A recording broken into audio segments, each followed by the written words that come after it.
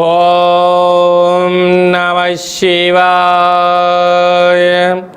ఓం నమో నారాయణాయ. కర్మ నివారణ నరదృష్టి నివారణ కాల భైరవాయ నమో నమః. ఓం కాళకాలాయ విద్మహే కాళాతీతాయ ధీమహి తన్నో కాళభైరవ ప్రచోదయాత్. హరి ఓం.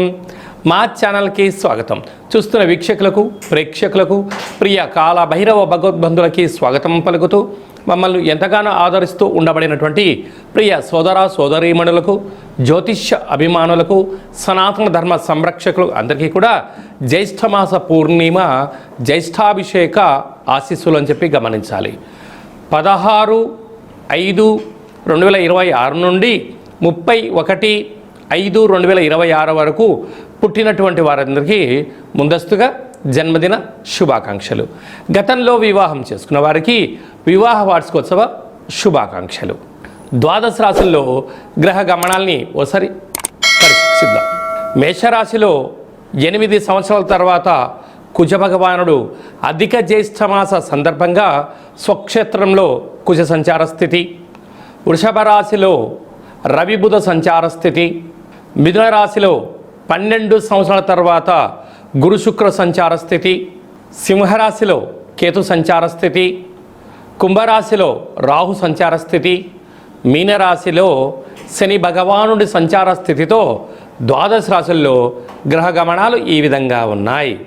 వృశ్చిక రాశి వారికి విశేషంగా 6వ స్థానంలో 8 సంవత్సరాల తర్వాత కుజ భగవానుడు అధిక జ్యేష్ఠమాస సందర్భంగా స్వక్షేత్రంలో సంచారం చేయడము, 12 సంవత్సరాల తర్వాత దేవగురు బృహస్పతి వీరికి అష్టమంలో సంచారం చేస్తూ ఉన్నప్పుడు శుక్రుడు కలిసి ఉండడము ఒక రకమైన యోగము, మరొక రకమైన విచారం అని చెప్పి గమనించాలి.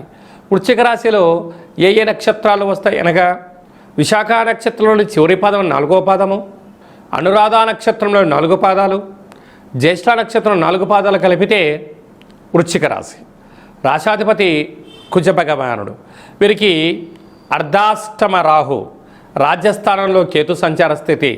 సకల గ్రహాలన్నీ కూడా రాహుకేతుల మధ్యలో ఉండడం వలన మనోవేదన, శత్రువులతో ఇబ్బందులు, అంతర్గతమైన చర్చలకు ఇది సరైన సమయం కాదు. దయచేసి వృత్తి ఉద్యోగ వ్యాపార కార్యక్రమాలలో అనేక రకాల ఆటంకాలు శత్రువులు పొంచి ఉన్నారు కనుక ఇలాంటి కాల సమయంలో ఉద్యోగం మారాలి, కొత్త వ్యాపారాలు పెట్టాలి అన్న వాటికి ఇంకొంతకాలం వాయిదా వేసుకోవడం ఉత్తమోత్తంగా భావించగలగాలి. పంచమ స్థానంలో శని సంచార స్థితి ఉన్నప్పుడు నూతనంగా వివాహం చేసుకోవాలి అనుకుంటున్న వారికి మంచి కాలము. వివాహమైన దంపతులకు పుత్ర పుత్రిక సంతాన యోగం కలుగుతుంది. అలాగే 8 సంవత్సరాల తర్వాత కుజ భగవానుడు స్వక్షేత్రకంగా సంచారం చేస్తున్నప్పుడు స్థిరాస్తులు, చరాస్తులు, గృహాలు, షేర్లు, బంగారు ఆభరణాలు, క్రయ విక్రయాలు, సరైన సమయానికి డబ్బులు అందడం, ఉన్నతమైనటువంటి ఆరోగ్యకరమైనటువంటి ఆహ్లాదకరమైన జీవితాన్ని వృశ్చిక రాశి వారు పొందబోతున్నారు. అలాగనే సప్తమంలో బుధాదిత్య రాజయోగం. ప్రేమికుల మధ్య నమ్మకం ఉండడం వల్ల వారికి మంచి అభిప్రాయం కలిసి ఉంటుంది. అది కాకుండా ప్రభుత్వోద్యోగం ప్రయత్నం చేసేవారికి ఇది సువర్ణపు యుగంగా భావించగలగాలి. అష్టమంలో 12 సంవత్సరాల తర్వాత దేవగురు బృహస్పతితో శుక్రుడు సంచారం చేస్తున్నప్పుడు కొద్దిపాటి ఆర్థిక ఇబ్బందులు ఉన్నాయి. దయచేసి అప్పులు ఇవ్వద్దు, అప్పులు కూడా పుచ్చుకోవద్దు. ఉండబడిన వాటితో సర్దుకుపోగలిగితే మీకన్నా అదృష్టవంతులు ఎవరు లేరు అని చెప్పి గమనించాలి. కనుక ఈ జ్యేష్ఠమాస పూర్ణిమ సందర్భంగా వెడల్పాటి పాత్రలో పాలను పోసి ఎర్రటి పుష్పాలను ఎర్రటి అక్షంతలను వేసి నమస్కారం, చంద్రుడికి నమస్కారం చేసుకొని రావి చెట్టుకు కానీ తులసి వృక్షానికి కానీ లేకుండా మేడి వృక్షానికి పోసినట్లయితే దోషము తొలగి అదృష్టం కలిగి అపారమైనటువంటి కోట్ల రూపాయల సంపాదించేటువంటి ఆలోచన విధి విధానంలో విజయం వృశ్చిక రాశి వారి సొంతం అని చెప్పి గమనించాలి. మే నెలలో ద్వితీయార్థంలో ముఖ్యమైన పండుగల గురించి క్లుప్తంగా సవివరంగా సంపూర్ణంగా తెలుసుకుందాం. 21వ తారీఖున ఎన్నడూ లేనటువంటి విధంగా అధిక జ్యేష్ఠ మాసంలో గురువారము పుష్యమి నక్షత్రము అనగా తెల్ల జిల్లేడు వృక్షం దగ్గర పూజ చేసిన, తెల్ల జిల్లేడు యొక్క వేరు తీసుకొచ్చి సింధూరం పూసి ఇంట్లో పెట్టుకున్నా, ఒక లక్ష్మీ గణపతి హోమాన్ని చేసుకున్న అద్భుతమైన అఖండమైన రాజయోగం మన సొంతం అవుతుందని చెప్పి గమనించాలి. అలా చేసుకోలేనటువంటి వారికి తెల్ల జిల్లేడు వృక్షం దొరకలేనటువంటి వారు ఈ కిదినమును సంప్రదించినట్లయితే, మీ గోత్రనామాలు పంపించినట్లయితే పూజ చేసి ఆ తెల్ల జిల్లేడు యొక్క వినాయకుడి స్వరూపాన్ని వేరును మీకు పంపించడం జరుగుతుందని చెప్పి గమనించాలి. 23వ తారీఖున కాలాష్టమి అంటే కలియుగ కాలంలో కలి చేత, నరదృష్టి చేత, శత్రువుల చేత ఎవరైతే బాధపడుతున్నారో ఆ రోజు కాళభైరవ స్వామిని స్మరణ చేసిన, ఇంట్లో కుష్మాణ దీపాన్ని వెలిగించిన, కాళభైరవ అష్టకాన్ని విన్నా, సునకపు మహారాజు గారికి గారెల దండ వేసిన, అతిథికి ఆహారం పెట్టిన, కాళభైరవ స్వరూపంగా భావించి ఎప్పుడైతే చేస్తామో కష్టాలకు ముగింపు పలికి అష్ట ఐశ్వర్యాలకు స్వాగతం పలుకుతారు అని చెప్పి గమనించాలి.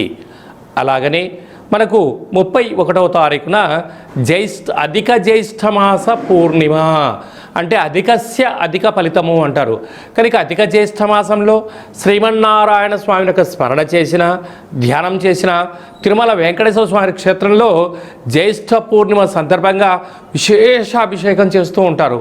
కనుక మన గృహంలో వెంకటేశ్వర స్వామివారి స్మరణ, పూజను, ఒక తులసిమాలను సమర్పించిన అంతే పుణ్య ఫలితం ఉంటుందని చెప్పి గమనించాలి. కనుక జ్యేష్ఠమాస పూర్ణిమ సందర్భంగా అంటే సాయం సంధ్య అంటే చీకటి పడ్డ తర్వాత 7:30 నుంచి అర్ధరాత్రి 11-12 గంటల వరకు గగనంలో తెల్లగా చల్లగా చంద్రుడు కనపడుతూ ఉంటాడు. కనుక ఒక వెడల్పాటి పాత్రలో పాలు పోసి అందులో 1 కానీ 5 కానీ శక్తి అనుసారంగా కొన్ని ముత్యాలు వేసి మీ మనసులో కోరిక కోరుకొని ఆ చంద్రభగవానికి నమస్కారం చేసుకొని ఈ యొక్క పాలను తులసి వృక్షానికి పోసినట్లయితే అద్భుతమైన ఐశ్వర్యము, లక్ష్మీ కటాక్షము, శ్రీమన్నారాయణుడి యొక్క ఆశీస్సులు ఉంటాయని చెప్పి గమనించాలి. అలా కుదరలేనటువంటి వాళ్ళు ఎవరైనా ఉన్నట్లయితే ఈ కింది నెంబర్ సంప్రదించినట్లయితే మీకు ఆ జ్యేష్ఠమాస పూర్ణిమ సందర్భంగా గగనంలో ఉండబడిన చంద్రుణ్ణి పాలల్లో దర్శింపచేసేటువంటి వీడియోను షూట్ చేసి మీ గోత్రామాలతో పూజ చేయించి ప్రసాదం మీకు పంపించడం జరుగుతుందని చెప్పి గమనించాలి. అలాగనే మీ వ్యక్తిగత జాతకం తెలుసుకోవాలనుకుంటున్నారా?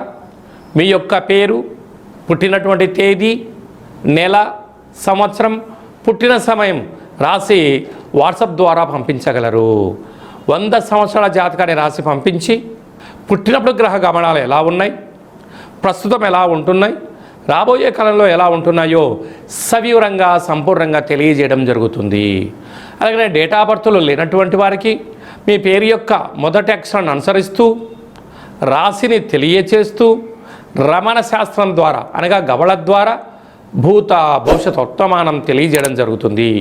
ఈ కింది నెంబర్ని అపాయింట్మెంట్ తీసుకొని సంప్రదించగలరు. అందరికీ ఐశ్వర్యాన్ని, ఆనందాన్ని, అధిక జ్యేష్ఠ మాసంలో ఉండబడినటువంటి ఫలితాలు అందరికీ ప్రసాదించాలని కోరుకుంటూ మనసారా ఆశీర్వచనం. శతమానం భవతి శతాయు పురుష సతేంద్రియ ఆయుష్యేవేంద్రియే ప్రతిష్టతి ధనం ధాన్యం బహుపుత్రలాభం 100 సంవత్సరం దీర్ఘమాయు. సర్వే జనా సుఖినో భవంతు, లోకా సమస్తా సుఖినో భవంతు. సర్వం కాళభైరవ దేవతార్పణమస్తు. హరి ఓం.